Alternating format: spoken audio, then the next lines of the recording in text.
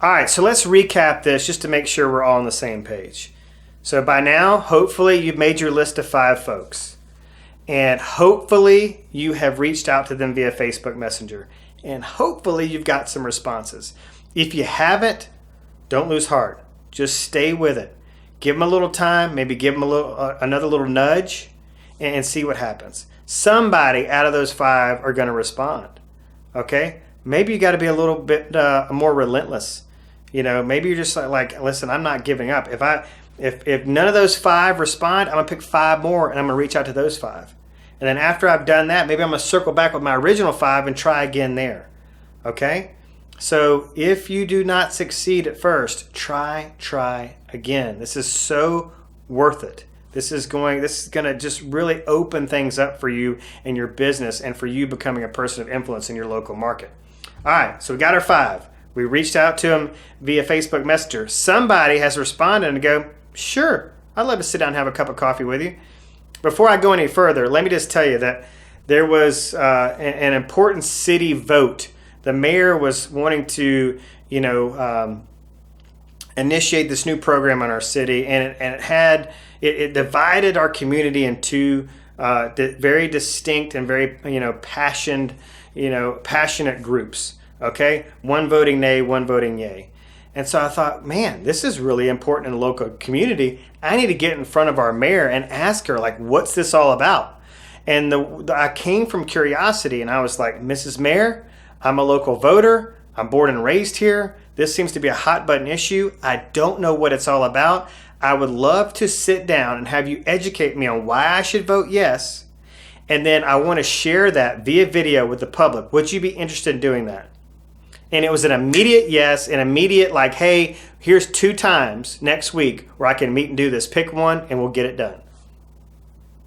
I mean, I had no idea that she would even say yes, but much less that it would be that easy. And that's content that I deployed. One of the most wildly successful videos I've ever done. I did one at the Coca-Cola plant or whatever it is. The workers went on strike. And so I went out there and I was like, what are you guys striking about? And got them to tell their story, and they're holding up signs. I mean, that video got viewed over 20,000 times. So a lot of times it's just like bringing your voice or giving a voice to a cause or to some sort of initiative that's going on in a community. All right, so let's get back on track here. I'm a bunny trail guy. So one of your folks says yes, they want to meet. Where do you go from there? So here's where I think the beauty of leveraging content, and you've got this big batch of content. Like we're stacking this bank of content. We got this big batch. How we can deploy it in several different ways. And I talked a little bit about that in the last module, but I just want to clarify that now for you guys here.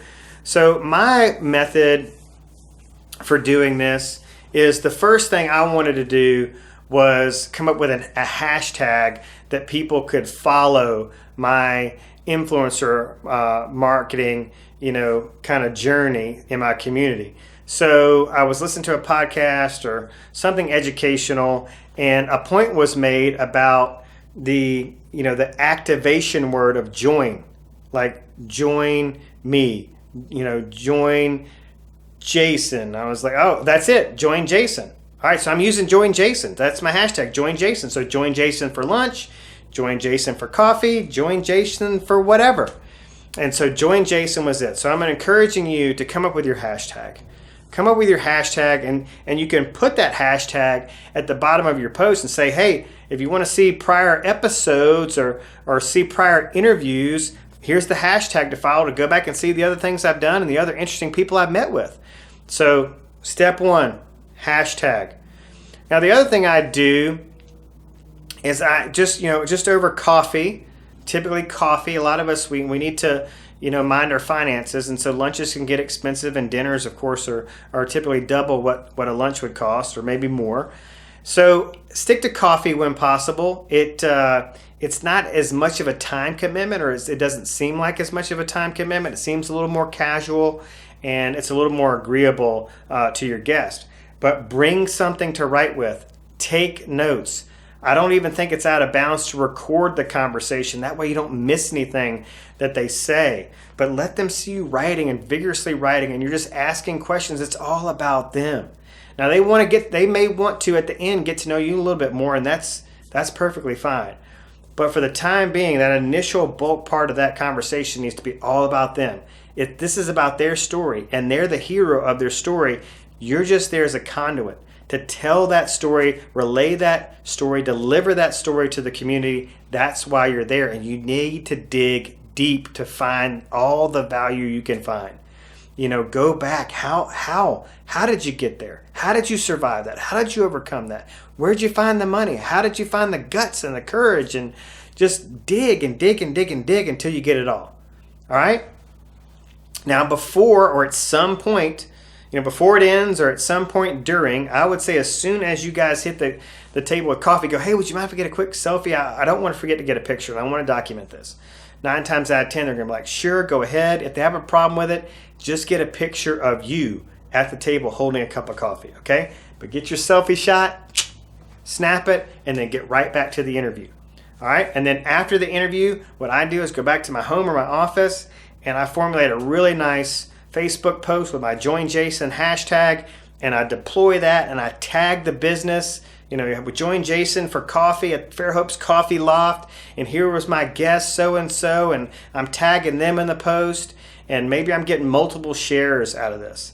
Then I've already gone through the trouble of putting together sometimes 3, 4, 5 little paragraphs. It's a long Facebook post that people consume. You might say they're not going to consume that. It's too many words. I put a lot of spaces, a lot of white space in between the text, and kind of take the edge off of all that content, and it does get consumed. Just trust me on this.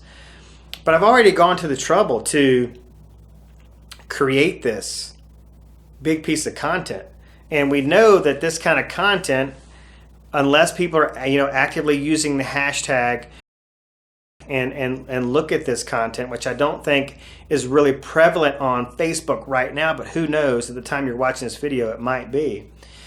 So I like to employ one of the things I've referred to as the perpetuity effect of content. This tech equity aspect of this, to give this content more of a shelf life, more of a long-term consumability from people that I can build rapport with, start conversations with, become, clients after we've built this relationship, and maybe into some closings and then referrals from there. So it's just kind of this everything feeds everything intentional congruent strategy. But I want to take that content from Facebook where it has more of a shelf life and take it to my blog where it has more of a perpetuity effect, more of a long-term gain, where I can use to promote the business where we had the coffee and promote the person who I'm featured in the article and promote the product or service or whatever the plot is behind that story. Promote that in the blog, and so that it's out there working for me. And there's going to be lots of other discussions about the perpetuity effect in this online academy. But if this is your first time hearing it, what this means is, like right now as I'm shooting this video, content that I've created from 2011 is connecting with somebody that I've never met with. And that's the exciting part. Some video I posted on YouTube or some blog I wrote years ago. I've had agents who have joined my brokerage who said, when I was moving to your area and just started Googling, things to do, and one of your videos popped up, I immediately connected with you. So I knew when I came down there and I was looking for a broker that you were one of the people I definitely wanted to talk to. And that's just validation, folks, that this works. All right? Trust me, take action, let's go.